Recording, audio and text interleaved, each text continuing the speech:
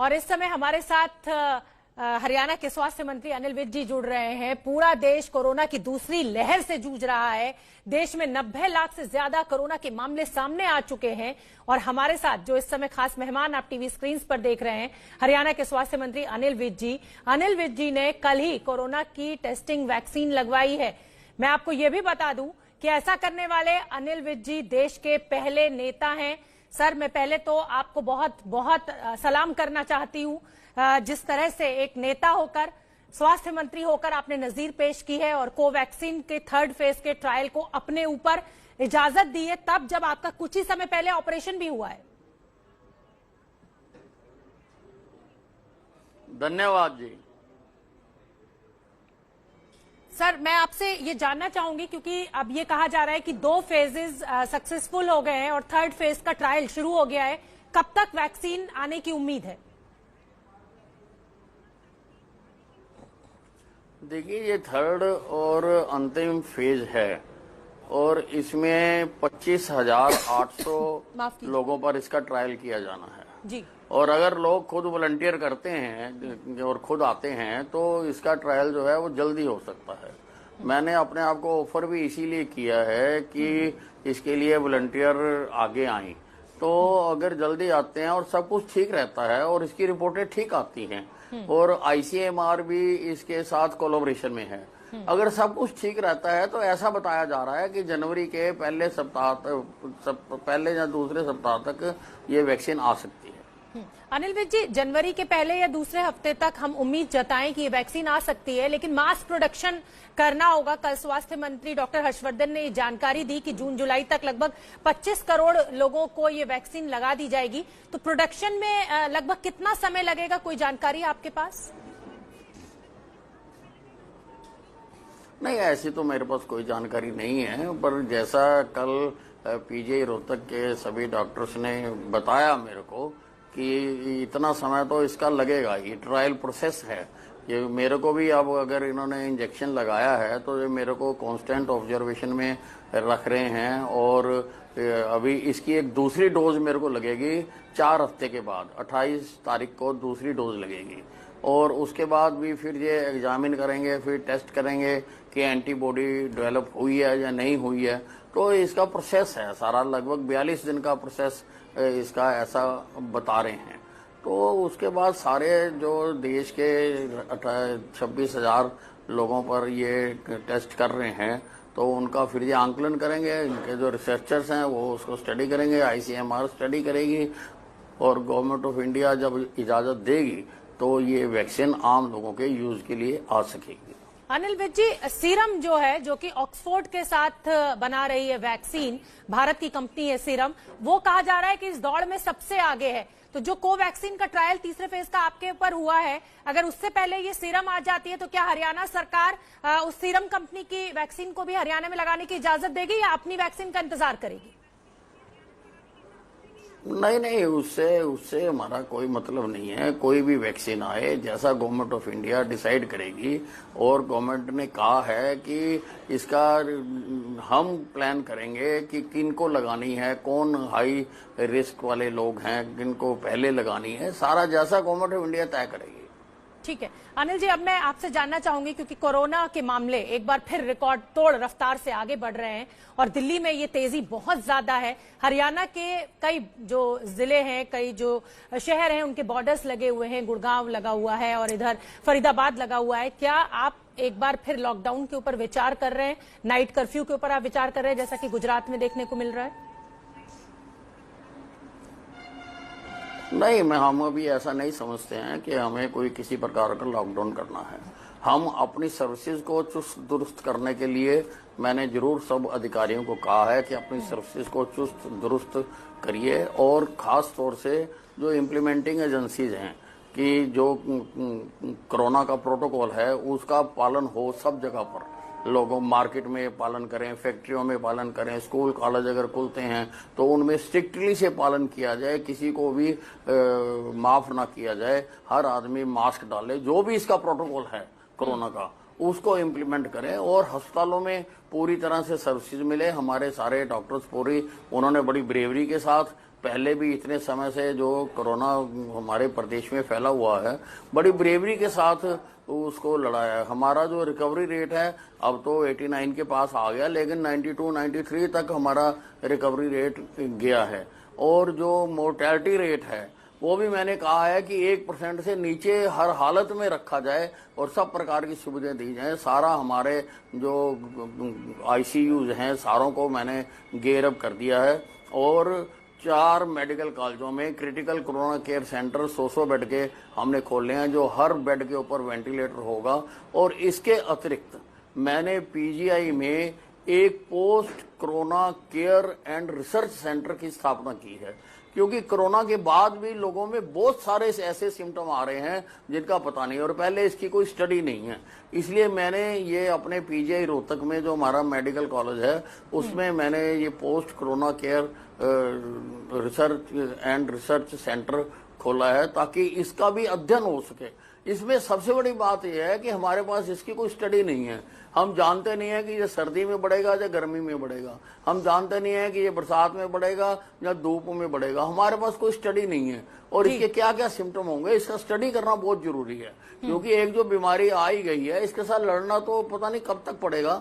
तो इसके लिए मैंने वो सेंटर स्थापित किया है। ठीक है अनिल विज जी, एक और मैं आपसे बात जानना चाहूंगी और वो ये कि वैक्सीन जब बन जाएगी तो एक पर्टिकुलर टेम्परेचर -30 डिग्री -40 डिग्री पर उस वैक्सीन को स्टोर करना होगा, तब उसकी 2 डोजेज लगेंगी। हरियाणा में गांव-गांव तक उस वैक्सीन को आपको पहुंचाना है, उसके लिए क्या इंतजाम आपकी सरकार कर रही है, शुरू कर दिए हैं या अभी सिर्फ विचार चल रहा है? नहीं, हमने कर रखा है। हमने सारा इसका एग्जामिन भी सारा कराया है। हम इम्यूनाइजेशन हम करते रहते हैं, गांव-गांव तक, घर-घर तक हम पहुंचते हैं। सब जगह पर हमारे सारे लगे हुए हैं और अब ये देखना है कि अब टेम्परेचर कितना मेंटेन करना है। ये जो कोवैक्सीन है इसका तो 2 से 8 डिग्री तक टेम्परेचर मेंटेन करना है, जिसके लिए कि पूरी तरह से हम इक्विप्ड हैं। अगर कोई ज्यादा डीप जैसा फाइजर की आ रही है, बता रहे 70 डिग्री है, तो उसके लिए तो सारा सिस्टम दोबारा बनाना पड़ेगा। सारा सिस्टम तो -70 डिग्री तक के हमें इक्विपमेंट लेने पड़ेंगे। लेकिन अब देखेंगे कौन सी वैक्सीन आती है, तो उसके लिए हमने तैयारी कर रखी है। अनिल जी, मैं आपसे अब ये भी समझना चाहूंगी कि दिल्ली में ICU बेड्स की बहुत कमी देखने को मिल रही है। जिस तरीके से मामले बहुत तेजी से बढ़ रहे हैं तो बहुत से पेशेंट्स अब हरियाणा भी जा रहे हैं। मेदांता आपके यहाँ एक बड़ा अस्पताल है, वहां भी बहुत सारे पेशेंट्स जा रहे हैं। फरीदाबाद के भी कई बड़े अस्पतालों में पेशेंट्स अब जा रहे हैं। उसके लिए क्या इंतजाम आपके पास? हमने अभी एक टीम बनाई है, जॉइंट टीम्स हमने बनाई है, जिसमें पुलिस भी है, सिविल अधिकारी भी है, म्युनिसिपल काउंसिल के भी लोग हैं और डॉक्टर्स भी हैं, जो सारे अस्पतालों में जाकर देखेंगे। हमने 30% बेड प्राइवेट अस्पतालों में भी कोरोना के लिए सारों को रिजर्व रखने के लिए कहा है और हमने रेट भी तय किए हैं। हम ये भी चेक करेंगे, मैंने कहा है कि जाके सब मरीजों से पूछें कि कहीं इसकी आड़ में कोई और कारोबार तो नहीं हो रहा है। तो सभी अस्पतालों में जाकर चेक किया जाए कि हमने NABH अस्पताल हैं उसके पर डे के रेट अलग रखे हैं, 10,000 रुपये रखे हैं, नॉन NABH के 8,000 रुपये रखे हैं, ताकि जाके चेक भी किया जाए कि कहीं ज्यादा चार्जेस तो नहीं किए जा रहे हैं। अनिल जी, दिल्ली सरकार ने जो फाइन था वो 500 रुपए से 2,000 रुपए का कर दिया है मास्क न लगाने पर। क्या हरियाणा सरकार भी ऐसा कोई कदम उठाने के लिए विचार कर रही है? क्योंकि लोग बड़े लापरवाह हो गए हैं, उनको ऐसा लगा कि बस अब कोरोना खत्म हो गया और त्योहारों का समय अभी चल ही रहा है। देखिए, जुर्माना एक डेटरेंट है और मैं समझता हूँ कि 500 रुपये सफिशिएंट है लगाने के लिए। 2,000 रुपये करने की कोई जरूरत नहीं है। अब ये दिल्ली सरकार के निर्णय हैं, उसके ऊपर मैं कोई टिप्पणी नहीं करना चाहता। दिल्ली सरकार किन विषयों को ध्यान में रख के करती है, तो ये तो सख्ती से लागू करने की बात है और वो मैंने सारे अधिकारियों को कहा है, all DCs and all SPs को मैंने कहा है कि सख्ती से लागू करें। किसी को भी निकलना ना दें, दुकान पे जाके चेक करें, सड़कों पर चेक करें, रेलवे स्टेशन पर चेक करें, बस स्टैंड पर चेक करें, स्कूलों कॉलेजों इंडस्ट्रियों में जाके चेक करें कि लोग इसका पालन कर रहे हैं या नहीं कर रहे। जरूरत तो पालन करवाने की है, चाहे हम लोगों को एजुकेट करके करवाएं, चाहे जुर्माना लगा के करवाएं। तो 500 रुपये तो एक डेटरेंट है कि 500 रुपये जुर्माना है, लोगों को देना पड़ता है। तो मैं नहीं समझता कि इसको 2,000 रुपये करना चाहिए। ठीक है अनिल जी, विदेशों में इस तरीके का ट्रेंड देखने को मिल रहा है कई देशों में कि जो कोरोना की जो दूसरी तीसरी लहर जो आ रही है उसके बाद लॉकडाउन करना पड़ा है। गुजरात का मैंने अभी आपसे पहले जिक्र किया था कि नाइट कर्फ्यू लगाया गया। अभी महाराष्ट्र के भी एक जिले में धारा 144 लागू की गई है। हरियाणा के कोई ऐसे जोन्स जहां से बहुत ज्यादा मामले आ रहे हैं और आप इस तरीके का कोई विचार कर रहे हो? नहीं, हमारा एनसीआर में ही ज्यादा मामले हैं। ये एनसीआर के जो 4 जिले हैं, जितने इसने में के सारे हरियाणा में जितने केस हैं, आधे केस इन 4 जिलों में हैं। लेकिन मैं आपको बता रहा हूं कि अभी हम कोई ऐसा लॉकडाउन का विचार नहीं कर रहे हैं। अभी हम सख्ती करने का विचार कर रहे हैं कि हम सख्ती करें, और हम चाहते हैं कि जिंदगी और कोरोना के विरुद्ध लड़ाई दोनों साथ साथ चलें। तो इसलिए हमारी कोशिश ये है, ठीक है, अपने अपने प्रदेश में अपनी अपनी परिस्थितियां हैं, अपने अपने ढंग से लोग करते हैं, लेकिन यहाँ पर अभी हम कोई लॉकडाउन के बारे में विचार नहीं कर रहे हैं। ठीक है, अच्छा, कुछ रिस्ट्रिक्शंस हम लगा सकते हैं, उसके लिए हमने सबसे पूछा भी है। जी, दिल्ली सरकार जो है उसने जो शादियों में या समारोह में लोगों के एकत्रित होने की संख्या थी उसको घटाकर 200 से 50 कर दिया। और क्योंकि अब जैसा कि आप कह रहे हैं गुड़गांव, फरीदाबाद, कई ऐसे जिले लगे हुए हैं बॉर्डर्स, तो लोग अपने जो समारोह हैं वो हरियाणा में जाकर कर रहे हैं। तो क्या ये रोक जो 200 से 50, आप भी कुछ ऐसा विचार कर रहे हैं? क्या अगला कदम? नहीं, ऐसा हम विचार कर सकते हैं, ऐसा हम विचार कर सकते हैं। मैंने आपको बताया कि कुछ रिस्ट्रिक्शंस हम लगा सकते हैं, उसके बारे में हम बातचीत कर रहे हैं आपस में, और अगर जरूरी हुआ तो हम उनको लगाएंगे भी। ठीक है अनिल विज जी, अभी आपने जिक्र किया था फाइजर की वैक्सीन का, उसमें जो टेम्परेचर है जिसका मैंने पहले भी जिक्र किया था वो काफी एक लंबी रेंज -70 -60 डिग्री तक लेके जाना है, और आप कह रहे हैं कि तब वैसे इक्विपमेंट्स लिए जाएंगे।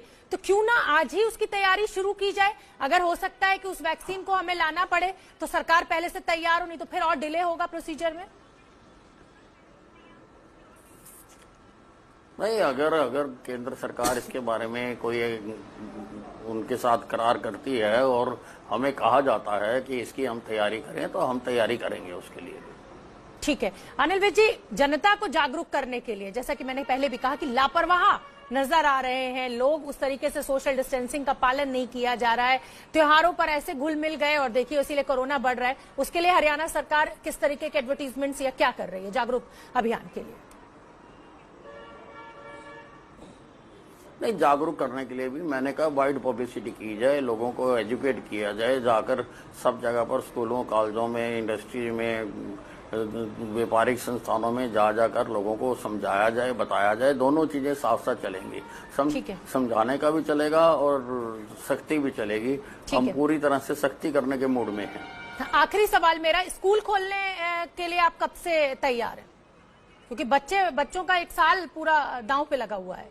अभी तो 23 तारीख तक अभी तो 23 तारीख तक स्कूल बंद कर दिए हैं, और बाद में इसका देखेंगे हम, जो क्या परिस्थितियां बनती हैं। अभी तो उसको हमने बंद किया है। जी, बहुत बहुत धन्यवाद अनिल विज जी, आपने एबीपी न्यूज के लिए समय निकाला, और एक बार फिर आपको सलाम कि आपने 3rd फेज की जो ट्रायल वैक्सीन थी उसको अपने ऊपर प्रयोग की इजाजत दी।